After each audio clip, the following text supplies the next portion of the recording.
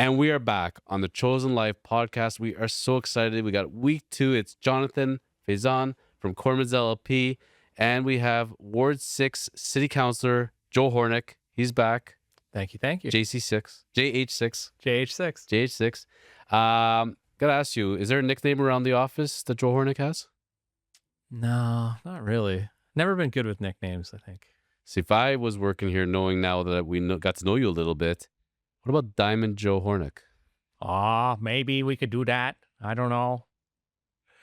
Oh, It is a great character. So Doesn't bring out the best in politicians, though. Not the best, reflection of us. Turns out we're both Simpson aficionados. Yes. And can recite quite a few episodes from the early years. So this is good skills to have in life. At least the first 5 seasons. Easily. Oh, you don't make friends with salad. No, you don't make friends with salad. No. So Diamond Joe Quimby, the mayor of Springfield, not the most upstanding citizen, I would say, on the planet. No. How much did Diamond Joe play an influence on you going into politics? I'll go with none at all. You learned exactly what not to do. Pretty much, yes. It's like, what are all the stereotypes of a politician who's self-indulgent, self-involved, and totally corrupt? Yeah, not so much me. So, like, the first thing you come into our office, the first time we met you came down to our Kormans LP office at Village Center and Mississauga. And then I asked you for that envelope full of something, right? No, I'm just kidding. Well, first of all, I was shocked. That would be a Diamond Joe thing. That would be a Diamond Joe thing, but where was your sash? You didn't have the City Councilor Ward 6 sash. No. Is there a sash? The mayor has a chain of office. Yes. So yes, they have the mayor has their chain of office, and we make a new one for each mayor, although it's basically the same. Yes. Fun little fact: I like to bring grade school classes to City Hall. I think it's a great time. Grade 5 is usually when you do your civics lessons, and so I try to do something at the school, and then we bring them here for a tour. We do the main library. It's a great little interaction. I think to myself, like, what do you even remember from grade 5? And usually it's like there was that great speaker, or we went on that field trip. And so I feel like it's very meaningful. And the teachers have come back a lot of times saying they enjoy this. But the last tour we did, George Carlson, former councillor who works in the mayor's office, said, "Oh, kids, do you want to come into the mayor's office and actually see this?" And I'm like, okay, I don't know if I would have made that choice. But I kind of stand off to the side, and all of a sudden one of the girls walks out with the chain of office, and he's like, "Don't put me in charge of anything." And so the kids were super excited about our new mayor. And lots of selfies were being taken, and it was a good day. So, and the little girl who was doing that is a resident of mine just around the block from me. So that was fun. Well, besides the commemorative hazel plates in Mississauga, we could actually sell then the chains, right? The chains of office? Yes, the chains of office. You could sell, make a great Christmas gift or holiday gift for people. Yeah. I mean, Halloween dress up, why not? But I'm telling you, man, coming to the meetings and doing the public appearances, the sash, let's bring back the sash. May not be a bad thing. Bring back the sash. Bring back the sash. So I don't know if that's going to catch on so much.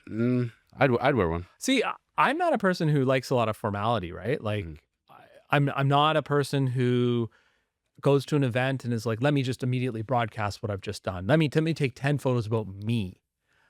I just inherently, it's just not who I am. I find that kind of a little bit uncomfortable.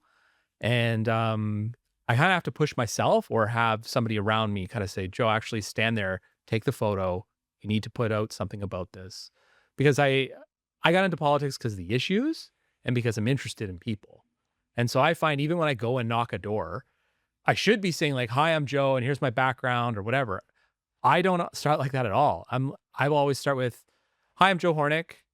What do you want me to work on? What do you want me to do?" And I knock doors even in the middle of the summer, and people find it really refreshing. They'll be like, "Oh, is the election here?" I'll be like, "No, I just want to know if there's something to work on in your neighborhood." "You do?" "Yeah, that's what I want to do." And, "Oh, gee, let me think about that. You caught me off guard." For me, like that's kind of who I am, right? So, Joe, that takes me to a question.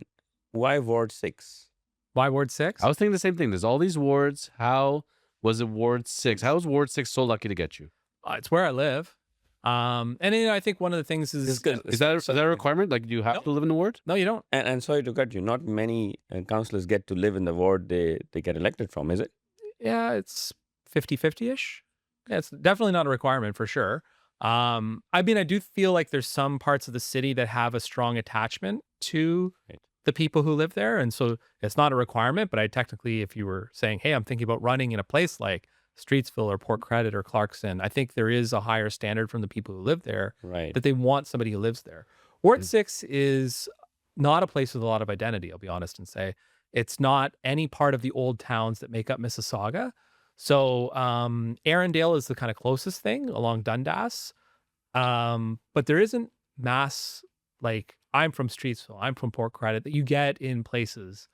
So it's a lot of houses. There's not a lot of like centers of commerce other than a few strip malls and plazas. So one of the things I'd like to do over time is to kind of build that recognition. So haven't done it yet, but one of the things I'd like to do is like naming neighborhoods. Right. So you live, for instance, in the River Grove area, Right.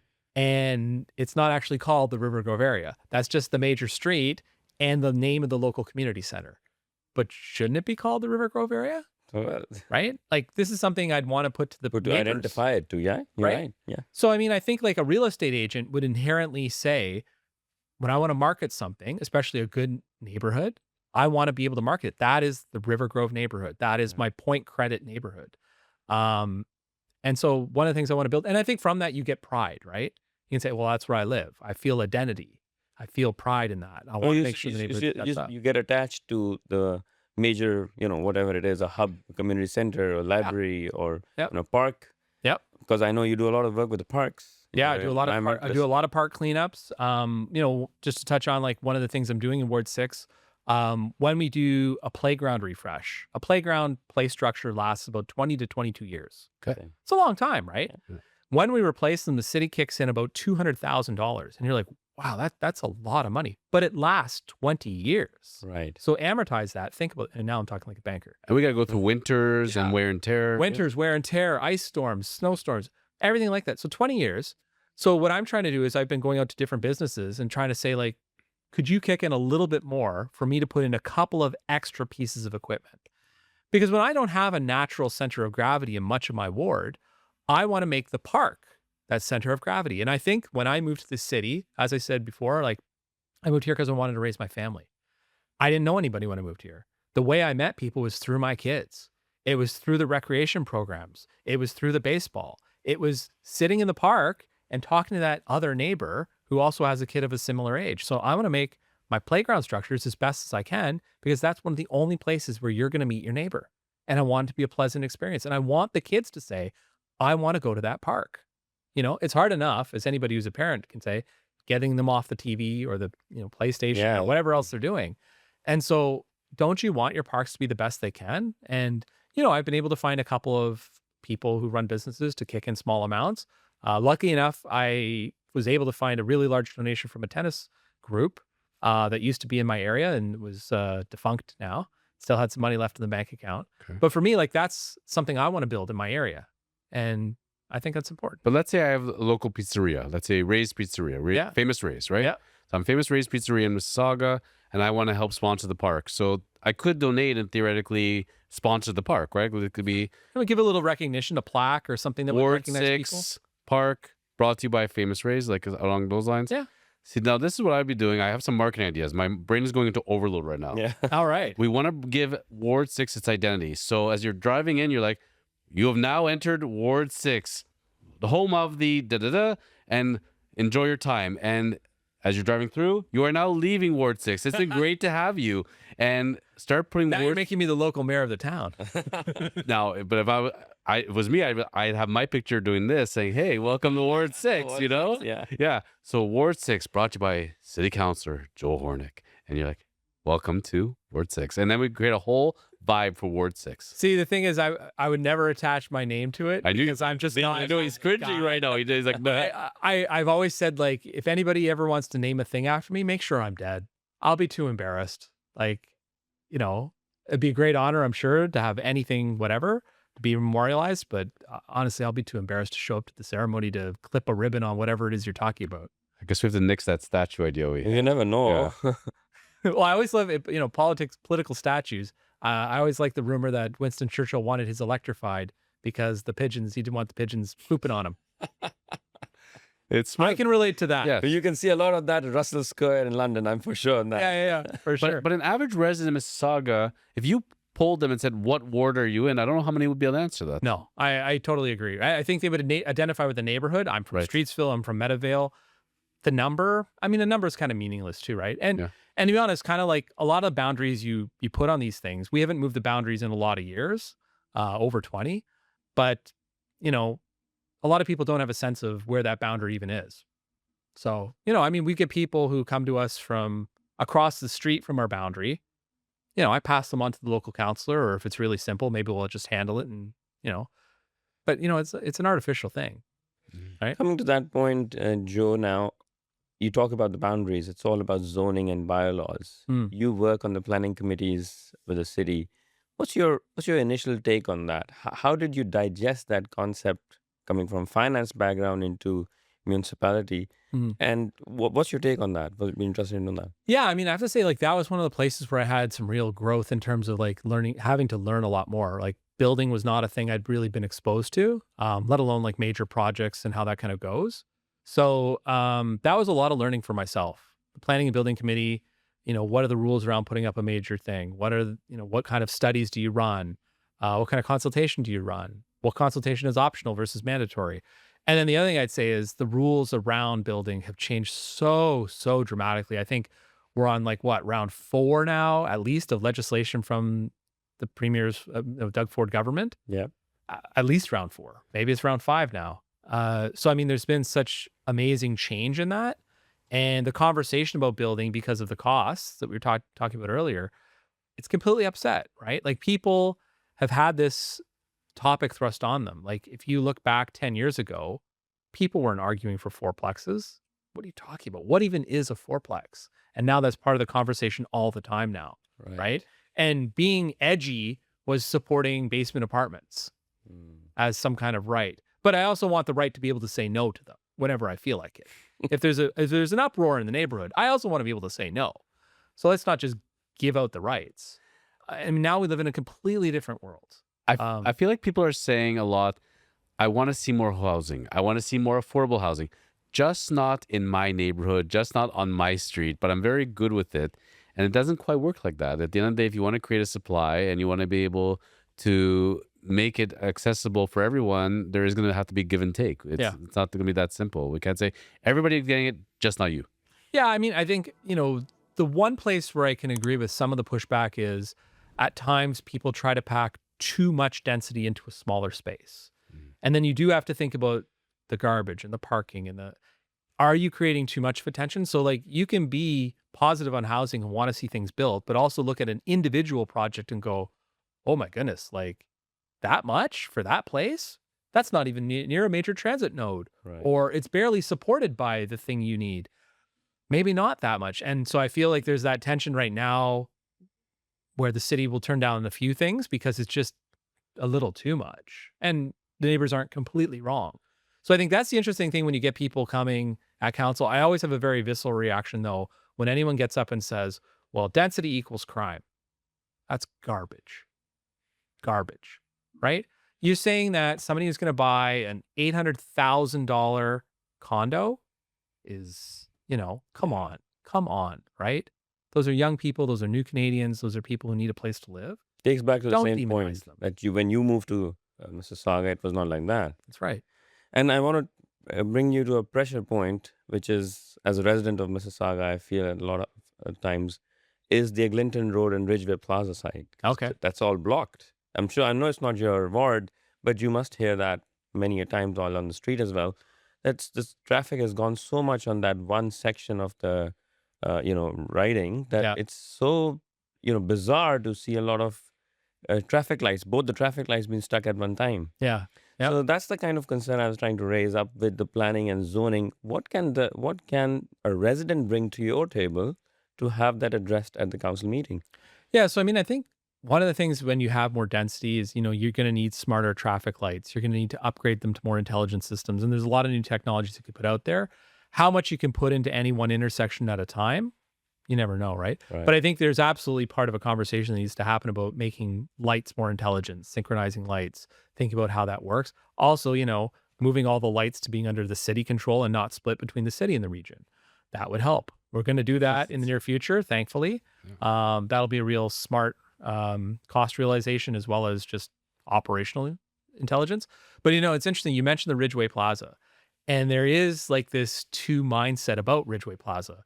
People understandably get very upset about the chaos that seems to happen after dark. Right. The street racing, the noise, the chaos that we have many nights where it gets honestly out of control, but also the pride, because there are some really great food establishments there.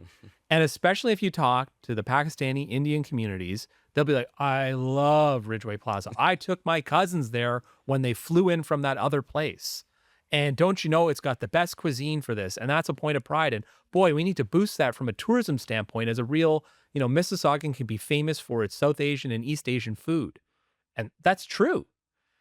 But you also have that tension of like a place that probably wasn't designed the best way and creates those chaotic tensions of street racing and other things. So Let me share that quick story on that. You said, I was visiting the United States last year, summers, and I get to a Pakistani restaurant place and I eat out there.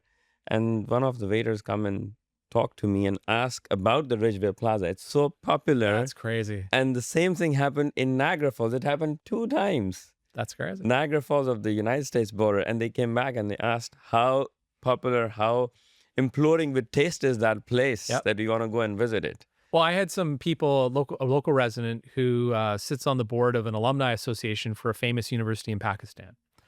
And he said, our alumni are all over North America. Once a year we get together. Mississauga was chosen the last 2 years because of food.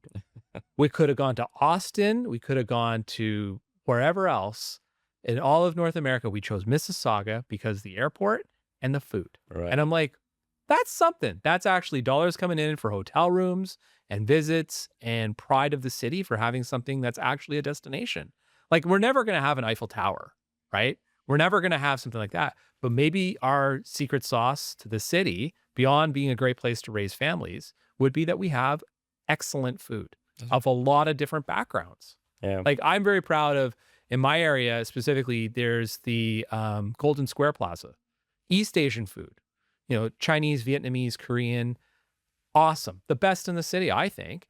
One of the things I wanted to do in my area was host a food festival and actually have, competitions and Now, I can't quite find a place in my area because I don't have the right kind of facilities to host it in my ward. But, one of my good friends, Ricky, has decided to bring that to Square One. And so last summer, he had the first night market in the area. And now Square One has actually asked him to come back 2 times this summer. There you go. Because it was so successful for Square One. So he's going to do that. And I think that's great. I think a great way to highlight our businesses, and especially my own businesses, with the East Asian background. And food is a great cultural breaker as well. It brings people together. Regardless of which background you come from, food and language are 2 things which I've learned over life, that they bring people together. Yep. Mississauga is that melting here. I gotta say, I haven't been to Ridgeway Plaza, but I need one of you to please take me there because I am getting so hungry right now just thinking about this. It's so many places with Saga, and there's no pad restaurants. It's amazing how many different options we have here. And even let's say, for example, you want to have Chinese food. There's so many different Chinese food restaurants of so many different degrees. It's like, wow, you could go every day to a different one for 30 days easily. Yep. In witness of Joe, we can decide that next Kormans lunch, dinner, whatever we have, we can have it at Ridgeway Plaza. $5.9. Well, no, I'd argue you got to come to one of the Ward 6's places. Okay. So, personally, I love the chili chicken house or the dumpling place. That's the best. My son is a big Jeremiah. He works in Mississauga or Direct Nissan, and he loves the chili chicken place. I love the chili chicken place. It's amazing. Like, the decor is not, upscale at all, but the food is just amazing. And you go there on a Friday night, and the orders that they're packing out the door. And he gets a takeout. He has a whole meal. He's stuffed. He brings it home, and I look at the container. I'm like, "Did you put a dent in this thing?" Yeah. Portions are unbelievable. It is. Yeah. Yes. And authentic food. Yeah. I take people there for lunch whenever I have the chance. Oh, we need Ward 6, home of the chili chicken, famous chili chicken hut. Well, maybe episode 3 is us at the chili chicken house. Let's be honest. Yeah. All right. What else are we doing? Come on, guys. Come on. So I'm 25, 27. I grew up in Mississauga, went to school, graduated. One of the things we kind of touched upon, affordable housing. And for those 20-year-olds finishing school, starting off, it's hard, right? You got to pay off your student loans, and perhaps you were renting as well to have that down payment. Affordable housing is a dream for a lot of people that it's tough to conquer now. Yep. Honestly too, like it's really hard to make families anymore as well, right? Like just if you don't have a prospect of being able to afford a place together, then people end up sticking with their parents for longer and longer and longer, right? You're not forming families. You're not then having kids, which then hits our school system. There's so many schools across the city that are drastically under, populated because there's just no kids in the neighborhood. Because who could afford to move into the $1.5 million home when you're in your 20s and you should be having kids? It's huge, right?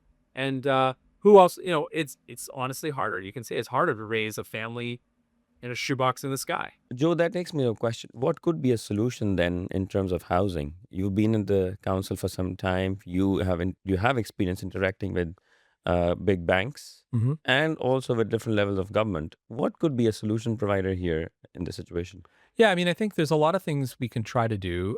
So first off, we can speed up our processes of approving things. That certainly helps at the city. We're also been looking at cutting development charges, especially for rentals. So that's one of the things that I think there's opportunity right now in the market. There's not a lot of buyers of condos, and the condo market is kind of saturated, even on just on the resales. But on the rental market, we can get some space there perhaps. And we are, and the province is now putting this into legislation as well, letting people amortize things over longer periods of time. So the development charges you are going to pay will let you pay over a longer period of time, which means you're borrowing money less upfront. Right. And doing it on occupation. So not doing it when you take out the plans, but doing it on actual occupation. That's something the province has picked up on. And I think we were one of the first cities to do that. I think Vaughan maybe was as well. But there are things we can do. It helps. I don't think there's a solve. In the end, like when we cut our development charges too, the city has to think, well, I got to put pipes in the ground. I got to pave the road. I got to put up the library. So where's the money coming from that? Am I going to put that on my tax base of existing homeowners? Because last year's tax increase was 9.2%. And another one next year? Goodness sakes, I hope not at that rate level. I mean, I do my damnedest and I try to do better than that. But, like there is a point of like, now you're hitting the affordability of the people who have been successful getting a home. Right. Yeah. Look at how many homes are for sale right now. I don't know how many of them are people in distress, but it feels like some of them are. And so building more homes helps on the price, but what about the people who are already in there? If I make their property taxes unaffordable, now they got to go too. Yep. So I don't know. It's a real challenge. I think the federal and provincial government have signaled a number of times that they should come in and help us on a lot of things. There's been some federal dollars for sure showed up, and I'm still waiting for some other dollars. Right. Because we got to build, we can't say we're going to authorize a building project and say, well, I don't have any idea how to put the pipe in. Yeah. How are we going to put a road in? I'm going to steal from the neighbors that already exist. Well, that makes it unaffordable to them. Joe, you ready for some rapid fire? Sure. As we're ending today's episode, we got some rapid fire questions. I got a bonus question, but it just came to me. A bonus? Yeah. All right. I'm going to start with the bonus question. Okay. Speed cameras, Mississauga. Yeah. Is that a thing? Sure. We put them in front of schools, only in front of schools. And the thought there is, you want to protect pedestrians. Yes. And it's about road safety, right? So I think there's a misconception there that sometimes it's some kind of cash grab. The reason we move them around is because we want to change your behavior. If it was all about just making money, I'd never move them. And I just put them in front of every school. It's about changing your behavior, right? So it goes there, it's there for a month or so. Hopefully you slow down in that period. And you go, boy, I'm in front of the school. I better slow down or I'm going to get a ticket. And then it goes away. It goes to the next school. I think these are key things in making our neighborhoods safer. I think we need to look at major avenues where we've had a fatality. Mm-hmm. I want to make sure, like as a banker, as somebody who kind of has an analytical background, I want to make sure that we're grounded in actual public safety. So if I have a fatality, like one of my areas, Credit View in Bristol, I have a biker, 2 pedestrians who've been killed within a block. Mm-hmm. How can I not say to that neighborhood when I have 3 fatalities and not even counting like the rollover accidents and all the other stuff that's happened there? How can I not say that I'm going to do my best and put a camera there? I got to do it. How can I tell the mom, and the hardest day I've ever had in this job was meeting the mom of a 21-year-old who was killed and he was hit at 110 kilometers an hour in a 60. Yeah. Come on. Like 110 in a 60. And I don't know if a camera would have changed that. I don't know, but boy, shouldn't I try? Yeah, it's just interesting how jurisdictions, every municipality does it differently. I definitely agree with in front of the schools.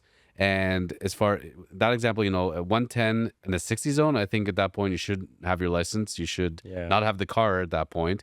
When you're going down a hill and it's 60, and at the bottom of the hill it's now 50, and the camera's waiting there, and you get that camera ticket, and you went 2 over, you went 42 instead of 40.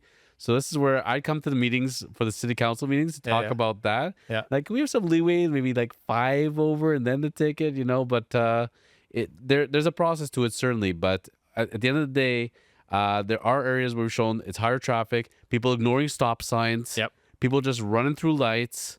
This is a problem, and these are things we have to curb. And I think traffic safety. I mean, I don't know a single person who will argue to me that they feel that the aggressiveness on the roads, the lack of caring about a stop sign has gotten better. I think it's pretty universally acknowledged that for whatever reason something happened to us in COVID, and we're less polite. You talk to somebody in the service industry, like a server, and they'll tell you if they were doing that job beforehand, people were more polite. I tell you, people are more aggressive in their driving. And how else are you going to do that? You can't put a police officer on every corner. That's financially unsustainable. And frankly, not always the greatest use of their time. But we need some enforcement like this. And you go to Europe and there's lots of cameras with small fines attached to them, right? I can tell you, I'll admit it. I've been on the 401, 407, saw somebody going at least 160, 170. You call 911, they patch you into OPP. You tell them what exit you were at, where it's the next exit the person's at. And this is a matter of safety. When people are flying at crazy speeds, you're putting people's lives at risk. And this is what we want to avoid. And people can use their turn signals. They are allowed to use that. They're there for a reason. Yeah, and I mean, I think if you ever moved on to major avenues too, you're right about having more of a wiggle room, right? Like, but also you're in a different environment. On a small street, like hitting a pedestrian is more likely if, there's less traffic, because the pedestrian will be less, aware, maybe because there's fewer cars to be aware of. On a major avenue, you pick up speed, but you also have more, traffic lights and things to kind of constrain behavior. So yeah, that's kind of the dichotomy of how you do things, I guess. I'll tell you the other one, without the speed cameras, if even more effective than a speed camera, there are states in the US, I noticed, there's no left turns except the dedicated left turn. That's the only time you're allowed to make a left turn. The dedicated left turn, I think the people flying on the left turn, that's causing a lot of accidents. I think if they had to stop and they have a clear red, you're only turning when you're allowed to go, I think that would stop a lot of accidents as well. True, so there's so many different ways to combat this thing. I think, and so I sit on the road safety committee, and one of the things I asked, our staff for was, okay, forget everything we're doing right now. Tell me statistically, where am I most likely to be in an accident? What does that look like? Is it a left-hand turn lane at a major intersection? Is it this or that or the other thing? Is it a U-turn? And it got triggered because a resident came to me and said, I think U-turns are the most dangerous thing ever. Get rid of the U-turns at all these different places, and that will somehow solve it. And I'm like, that's interesting. How many U-turns are responsible for it? So I asked the city staff. In the end, the answer to that was less than 1%. So that wasn't a cause, but it was in their head as a cause. So I want to be analytical. And the answer that came back was people running reds at major intersections, people picking up excessive speed where they lose control, again, mostly on major avenues, and left-hand turns running it long after the light has already turned. So, okay, those are all things. So let's work on those problems, right? Let's talk about red light cameras then. If that's really what's going to save a life, then let's do that. And I want to move in that direction, right? Thinking about what would actually save a life. Because honestly, I put up a camera. I hope it doesn't make any money, right? What am I owed if it doesn't make any money? A small little operational amount. That means everyone's behaving. Right? But when I put up something in a 30 and I literally get somebody doing 106 in a 30 in front of a school, do I really care if it's 2 a.m? No. At 100 kilometers an hour on a 30 road, you're not in control anymore.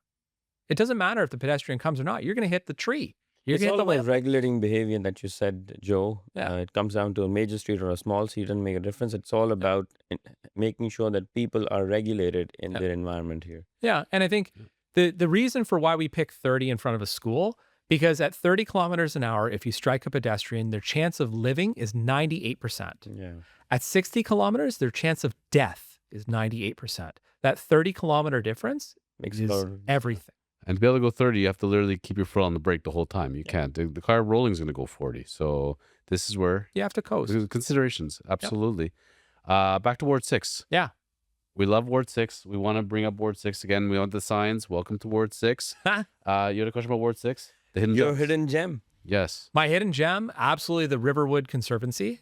So if you don't know it, on Burnenthorpe, right next to the river, it is the best trails.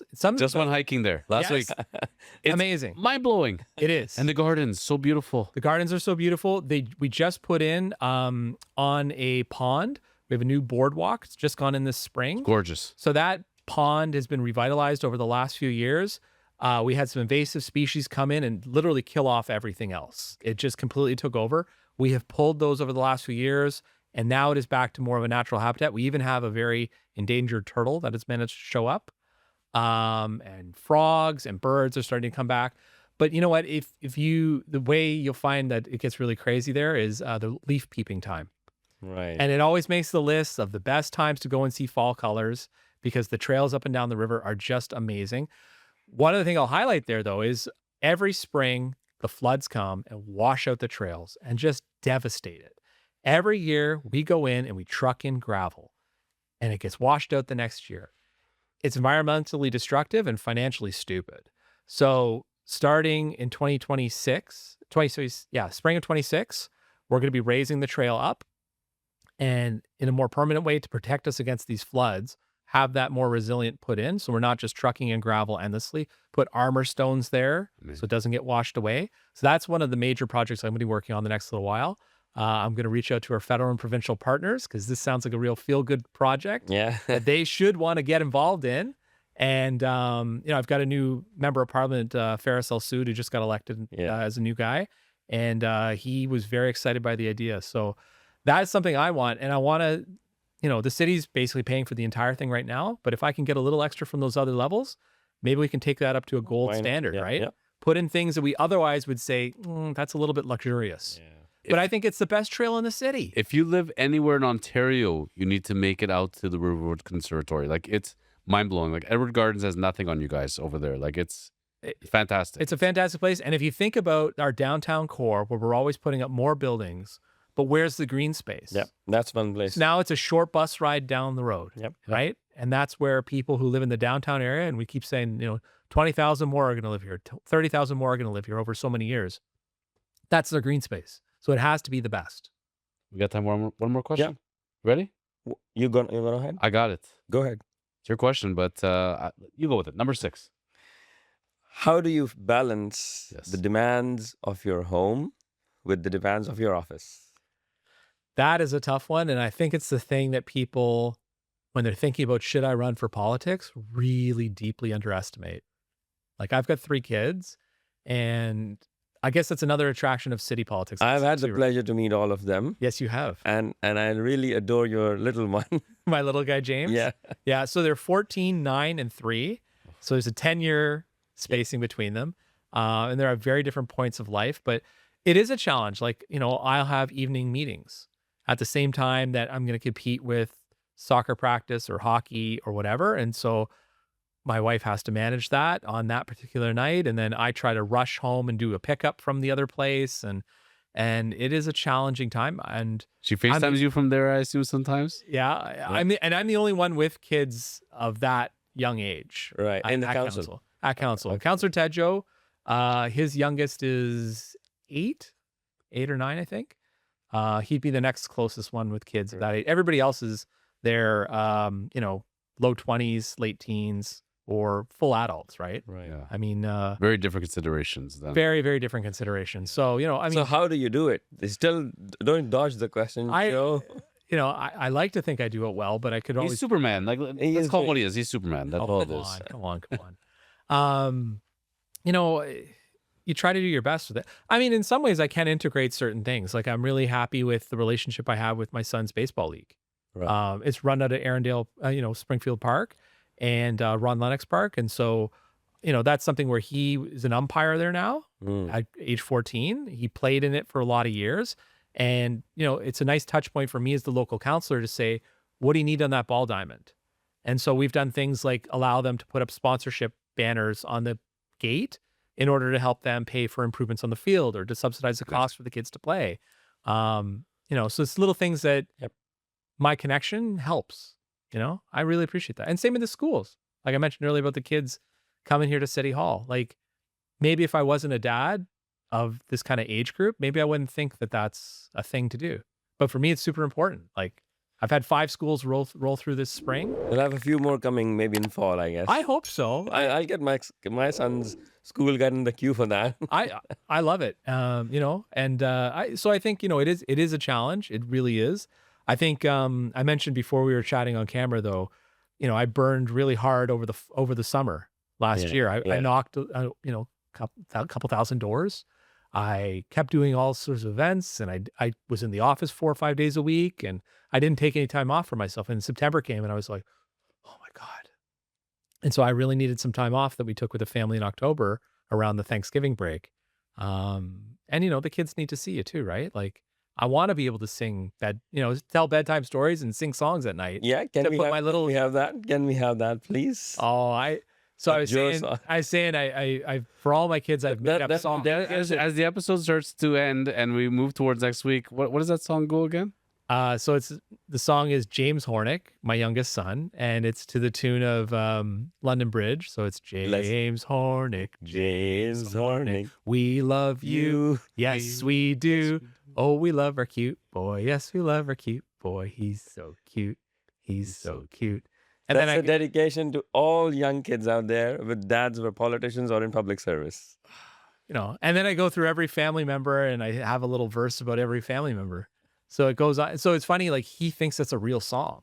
Yeah. Like as if Google knows that. Hey, Google, what song do you want? I want to hear James Horneck. And Google goes, I don't know what that is. Well, closing off on one last comment on that, Joe, that resonates a lot with the residents of Mississauga. You having a small family raising them the last 25 to 30 years with residents here in Mississauga, like myself, a young dad with 3 kids. We want to see people like you more on our doors who have families, who have kids knocking with them and asking them about their issues. That's what it means to be a city councillor at Mississauga. Well, I hope so. And I mean, I think, we've got a great group of councillors, and I think everyone does feel that need to keep the city as a place for families to live, right? I think it's always expressed in different ways from different councillors, but I think we've got a lot of people with good hearts, and they always are thinking about what's best for their area. Which is a great segue for next week as we end today's episode.